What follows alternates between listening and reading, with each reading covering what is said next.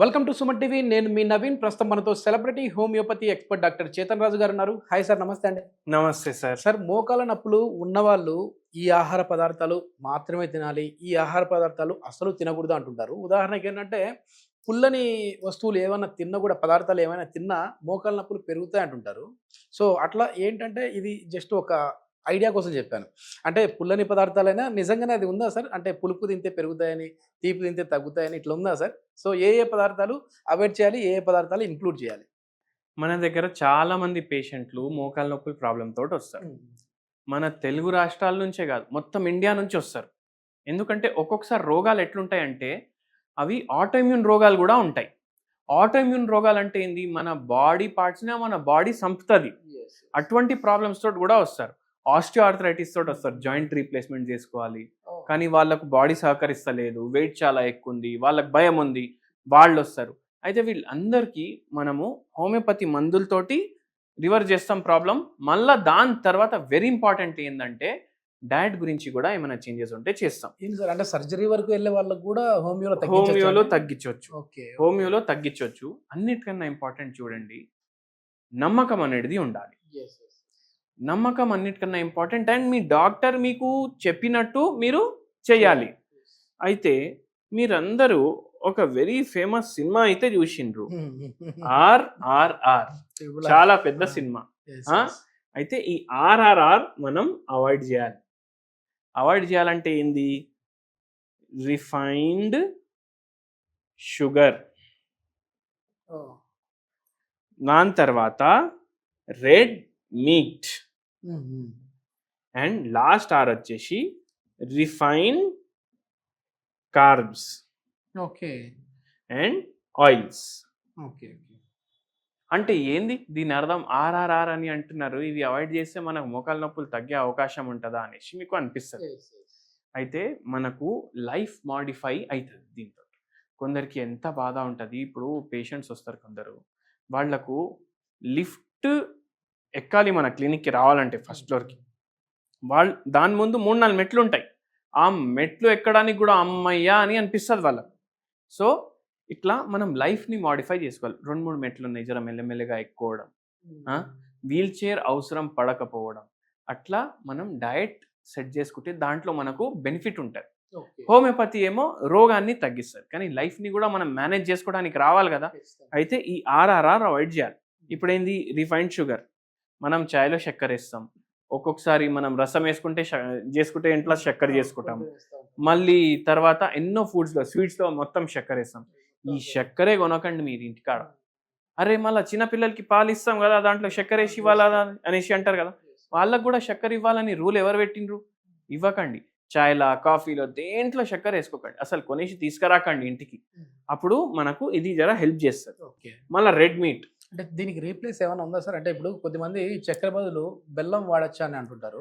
చూడండి, చక్కెర తోటి ఇంత డ్యామేజ్ అయిందంటే బెల్లం తోటి ఇంత డ్యామేజ్ అవుతుంది. సో కానీ తక్కువ డ్యామేజ్ అవుతుంది, జర మీరు వాడుకోండి కావాలంటే. మళ్ళీ రెడ్ మీట్. రెడ్ మీట్ అంటే ఏంది? మీరు తినే మటన్ ఉండొచ్చు, లేదంటే ఇంకా వేరే పదార్థాలు కూడా ఉంటాయి రెడ్ మీట్లో, మీరు గూగుల్ చేసుకోండి. చికెన్ కూడా అవాయిడ్ చేయాలంట నేను. రెడ్ మీటే కాదు, చికెన్ కూడా అవాయిడ్ చేయండి. ఎందుకంటే అవి కూడా అన్నీ ఇప్పుడు కల్తీ వస్తుంది. మంచి ప్రోటీన్ ఫుడ్ అంటారు కదా సార్. ప్రోటీన్ ఫుడ్ అంటారు, కానీ మనం ఎంత ఉడకబెడతాం దాన్ని, మళ్ళీ దానికి ఇంజెక్షన్లు ఇస్తారు, తొందరగా తయారు చేస్తారు, అది ఫుడ్ చైన్ లో వచ్చేస్తుంది. అయితే అది కూడా మీటే అవాయిడ్ చేయండి కదా, తగ్గినప్పుడు వరకు అయితే అవాయిడ్ చేయండి మీరు. అయితే ఇది అట్లా అవాయిడ్ చేయాలి. ఇప్పుడు రిఫైన్డ్ కార్బ్స్ అంటే ఏంటి? ఇప్పుడు మీరు మార్కెట్కి పోతారు, మార్కెట్కి పోయి మీరు ఇప్పుడు పిండి కొనాలి, మైదా పిండి. మీరు మైదా పిండి ఏదైతే ప్యాకింగ్లో వస్తుంది కదా, దాని వెనకాల తిప్పి చూడండి ఏమని రాసి ఉంది పైన. అక్కడ రిఫైన్డ్ ఫ్లార్ అని రాసి ఉంటుంది. Refined flower. రిఫైన్డ్ అంటే ఏ వస్తువు పైన రిఫైన్డ్ అని వర్డ్ మీరు చూస్తే దానికి 100 కిలోమీటర్ దూరం వెళ్ళిపోండి మీరు. ఓకే, మీకు రిఫైన్డ్ అని వర్డ్ కనిపించింది అనుకోండి, రిఫైన్డ్ ఆయిల్ వస్తుంది, రిఫైన్డ్ ఫ్లార్ వస్తుంది, ఇట్లా చాలా రిఫైన్డ్ అని వస్తాయి. అవి వాడొద్దు అసలు. మైదా పిండి ఎట్లుంటది? ఇట్లా తీసుకుంటే అసలు రిఫైన్డ్ అంటే ఏంటి సార్? దాన్ని మళ్ళీ ఎక్కువ దాంట్లో ఓన్లీ ఎక్కువ మిగిలేది కార్బోహైడ్రేట్. ఓకే, ఓకే, కార్బోహైడ్రేట్ మిగులుతుంది ఎక్కువ రిఫైన్డ్ మైదా పిండిలో. ఇప్పుడు రిఫైన్డ్ అది దేంట్లో వాడతారు మనకు ఎట్లా తెలవాలి అంటే, మీరు ఏది తీసుకున్నా, బిస్కెట్ పొడా తీసుకున్నా, మీరు ఏది కొన్నా వెనకాల తిప్పి చూడండి దాని మీద ఏమేమి ఉంది దాంట్లో. రిఫైన్డ్ ఫ్లార్ అన్న రాసి ఉంటుంది, లేకపోతే ఆల్ పర్పస్ ఫ్లార్ అని అయినా రాసి ఉంటుంది. సో అవి వస్తువులు అవాయిడ్ చేయాలి మొత్తానికి. మీరు డయట్ బిస్కెట్లు, డయాబెటిక్ ఫ్రెండ్లీ బిస్కెట్లు ఇవి కూడా కొంటున్నారంటే దానికి తిప్పి చూడండి, దాంట్లో మైదా పిండి ఎంత ఉంది, అది ఉంటే మీరు కొనకండి అది. సో ఇవి అయితే ఖచ్చితంగా అవాయిడ్ చేసినవి మోకాళ్ళ నొప్పులకి.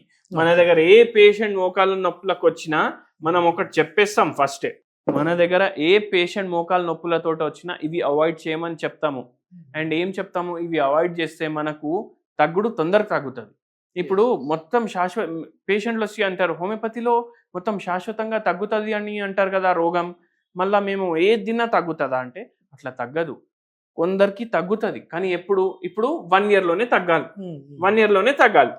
నేను అన్ని అడ్డం దొడ్డం తింటూనే ఉంటా అంటే ఒక 5-6 ఏళ్ళు కూడా పడుతుంది. దాని బదులు మీరు 1.5 year గట్టిగా నేను చెప్పేటట్టు వింటే మనకు తొందరగా తగ్గుతుంది. మళ్ళీ ఇవే కాదు, ఇప్పుడు మనం ఏం చూద్దామంటే ఏం తినాలి. ఇప్పుడు అందరికీ తెలుసు కదా, ఏదైతే ఆర్థరైటిస్ ఉంటుంది దానికి అర్థం ఏంది, ఆస్టియో ఆర్థరైటిస్ ఆఫ్ ద నీ జాయింట్స్ అంటే ఏంది, మోకాల నొప్పి. అయితే ఈ నొప్పి తగ్గడానికి మనం ఐటిస్ అని మన రోగంలో వర్డ్ ఉంది అనుకోండి. ఐటిస్ అంటే ఇప్పుడు ఆర్థరైటిస్, ఈ ఐటిస్ అని ఉంది కదా, ఇట్లా సైనసైటిస్ కూడా ఉంటుంది. ఇక్కడ కూడా ఐటిస్ అని ఉంది, ఓటైటిస్, హెపటైటిస్, కరెక్ట్ సార్. ఈ ఐటిస్ అంటే ఏంది, హెపటైటిస్ లివర్ ఉబ్బిపోయింది మీది, ఓటైటిస్ చెవులో ఉబ్బిపోయింది, సైనసైటిస్ సైనస్లు ఉబ్బిపోయినాయి, ఆర్థరైటిస్ ఉబ్బిపోయినాయి మోకాలు లేకపోతే వేరే జాయింట్లు ఉబ్బిపోయినాయి. ఈ ఉబ్బుడిని ఇంగ్లీష్ వాళ్ళు ఇన్ఫ్లమేషన్ అంటారు.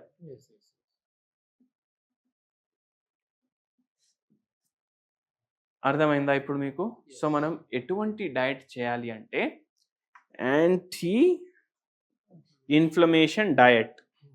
ఇప్పుడు నేను ఇంతకుముందు వస్తువులు చెప్పినా కదా, ఆర్ఆర్ఆర్, అవన్నీ ఏం కాజ్ చేస్తాయి మన బాడీలో, ఇన్ఫ్లమేషన్ కాజ్ చేస్తాయి.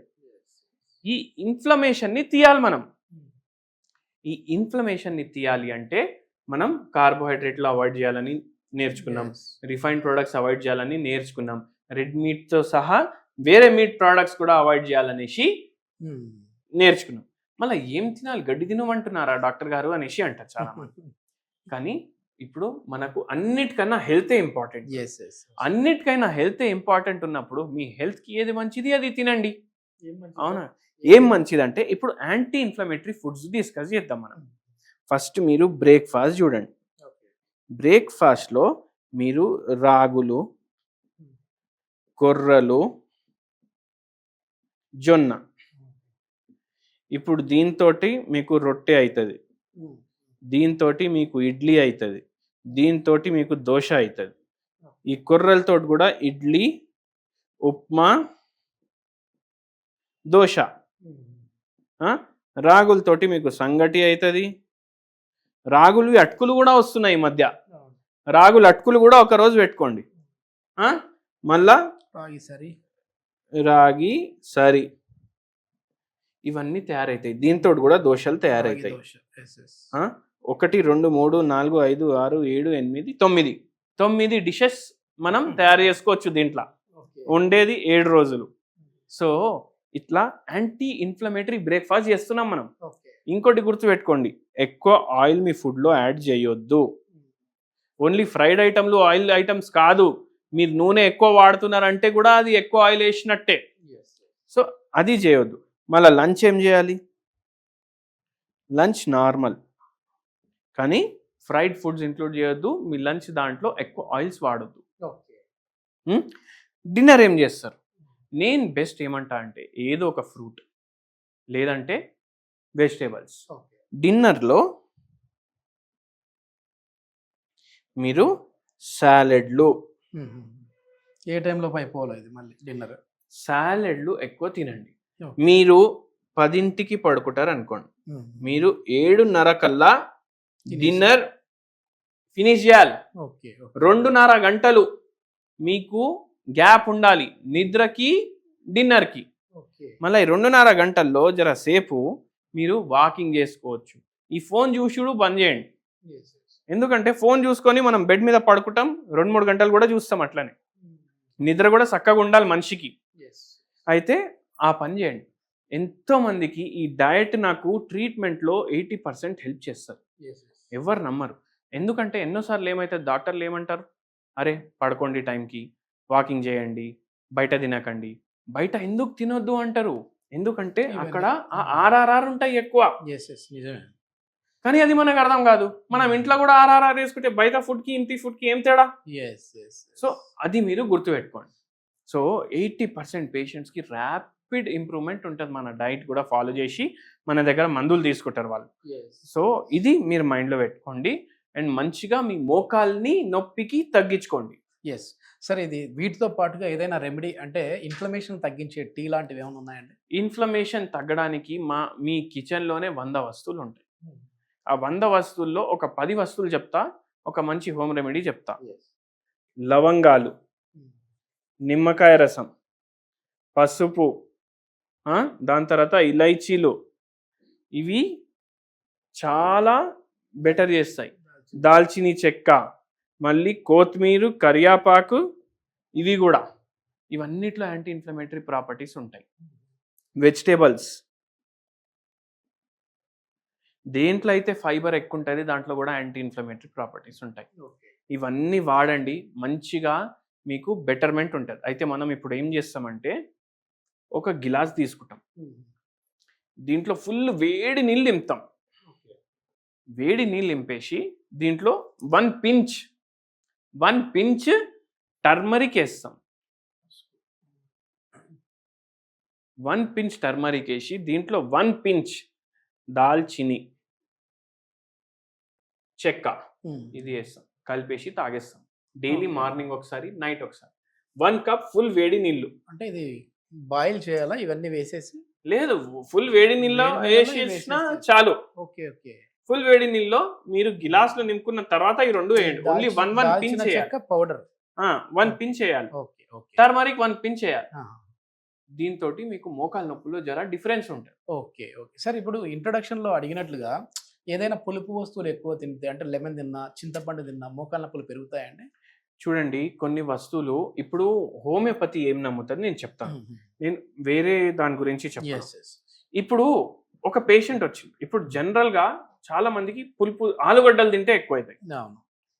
ఆలుగడ్డలు తిన్నప్పుడు ఎక్కువ అయింది అంటే కొందరికి ఆలుగడ్డ తింటే తక్కువ అనిపిస్తుంది. అయితే మనం వాళ్ళకి ఏం చెప్పము. కొందరికి స్వీట్ తింటే తగ్గుతాయి, కానీ అయినా 100% యాంటీ ఇన్ఫ్లమేటరీ ఉంది కాబట్టి వాళ్ళకు కూడా అవాయిడ్ చేయమని చెప్తాం. అయితే అది హోమియోపతి సిద్ధాంతం.